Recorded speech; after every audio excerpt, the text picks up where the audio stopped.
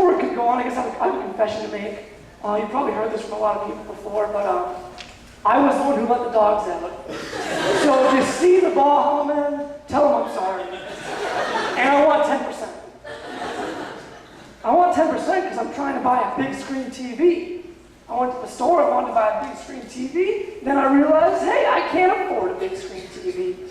But I can afford a really small TV and some binoculars. So it's the same difference. I can still watch stuff in HD. Yeah. Have you guys heard of 2 Girls, 1 Cup? I will take that as a maybe. Well, I found out about it, and I just gotta tell you, I'm kind of irritated that there's 2 girls in a cup out there that are more popular than me on YouTube. I mean, I don't know if I'm more mad that the 2 girls are more popular than me, or that the cup is. It's just, I don't know. I maybe shouldn't say anything, it's just something I'm trying to work out. Like, within me right now. Within me. Another thing, don't date a porn star. I mean, some of you might be crap. I came here with a porn star. But don't date a porn star. Because it's gross. And you're not going to get any. A lot of guys, my friends are like, oh, wouldn't it be sweet to date a porn star? It would be sweet to get a porn star because having sex is their job. And if you're dating them, like when you go home from work, when you go home you don't want to go to work. You're not going to get any dating a porn star. And did I mention it's gross? I'm sorry, we'll continue with the jokes. It's like a public service announcement I like to do when I go town to town. Just trying to save your sons and daughters. Fathers, if you're out there, you're welcome. I'm just trying to save your sons and daughters. So I'm going to graduate in 2012. And the world is supposed to end in 2012. So I'd like to take this moment and apologize. If my parents didn't make me graduate, maybe we could all live a couple hundred years more. But kind of planning for the world end, I wrote some jokes for robots, assuming that they wouldn't die if we all did. So if you have a robot with you tonight, they're gonna love this. If you're not a robot, pretend you are. How do you tell if a robot is naked? You check if he's circuit-sized. Yeah. It's a small but important distinction. And they say that robots can't feel love. But then ladies, what is a vibrator? Oh, he said vibrator. So, have you ever been to one of these? I went to the Battle of the Badges, the firefighters versus police officer hockey game, where they beat the crap out of each other.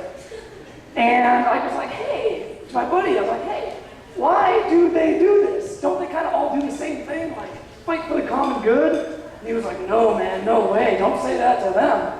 You see, they hate each other because the firefighters get all the good press, and the police get all the bad press. And I'm like, oh, I thought about it, like, hey, he's right. There's songs about police, like, F the police coming straight from the underground. I mean, I'm not gonna bust it out right now. But they're out there.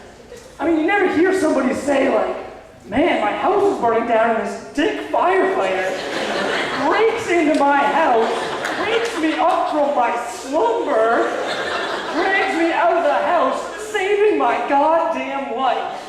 And then he goes inside and makes out with my mom. Yeah, CPR doesn't have that much tongue, buddy. Man, screw firefighters. And I hate Dalmatians. Oh, I don't trust the spots. But I was thinking, you know, if the firefighters can work out their troubles like that with the police officers, why don't you step it up a notch, you know? Like the healthcare bill. Put that on the ice. People for universal health care versus people against it. You know, the people for universal health care, they pass it to everybody, it doesn't matter as long as they score a goal. The privatized is like the highest bidder gets the puck. See, you guys do not like socialized medicine. Did I mention I was Canadian? You know, you can even go further than that. CIA versus FBI. Now that would be a game to watch. You never quite know when the game starts or when it ends. The goalies turn out to be double agents. The The puck releases toxic fumes. The refs turned out to be Russian spies. And that's how the Cold War started. And they're like, man, what do we call this? And they're like, well, it happened on a hockey rink. Cold War? Yeah, sure, do it. I hate vowels. Yeah, F you. And sometimes what?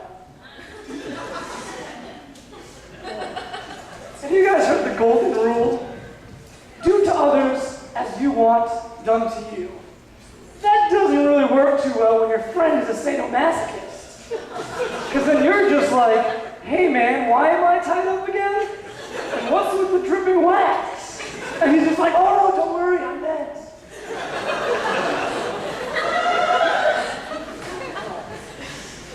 They say that elephants never forget. But do you think, have they heard the term forgive and forget? If one elephant said to another elephant, like, forget about it, would he just laugh it off? Like, oh, you know I can't. Or would he, like, get mad, I personally think it's why they stampede. Like one elephant comes up to another elephant, it's like, hey man, I see you got that leaf there. I've been grazing all day, I couldn't find a leaf like that. Do you think maybe we could share some of that leaf? He's just like, no sir, no can do. He's like, come on man, it's circus season, I'd really like some of that leaf. And he's just like, oh yeah, those Ringling brothers, they can be rough. But no. He's like, come on man, why? He's like, are you kidding me? Remember back in '84 when you and your dad were going to the watering hole? He said I could come. I heard him say it. But then you were like, no, you didn't let me come? Oh, you're going to bring that up? Come on. I'm sorry about that. What about that time in '83? Oh, you're bringing up '83? Well, what about '77? Oh, really? I thought we settled '77. What about '64? Are you kidding me? Angry elephant noise. And then that's what they sound like. And then they stampede in the jungle majestically. Man, that's how that has to end. Oh. So, how do you celebrate Martin Luther King Day? That's what I thought. You see, for some reason, no one really knows how to celebrate Martin Luther King Day. Excuse me while I take a sip out of this 3-gallon cup.